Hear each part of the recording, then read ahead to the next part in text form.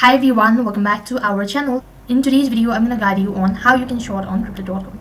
So in order to short on crypto.com, all you have to do is make sure to stick with us till the end and follow the instruction as guided. Now to begin with, first thing first, check your internet connection and then log in into your crypto.com. If you're wondering what shorting actually is, then it's basically a trading strategies where a trader borrows an asset such as Bitcoin, Ethereum, or any of these cryptocurrency, and then he or she sells it back and once again buys it back later with the aim of profiting from an expected decline in its price.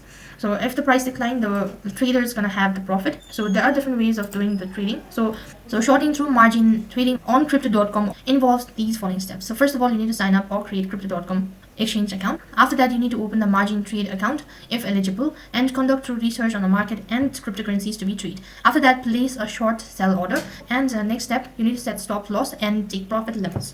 So basically, this is how you can short on crypto.com. That is all for this video. I hope the video was helpful. Make sure to like, share and subscribe to our channel. Thank you for watching. See you in the next video.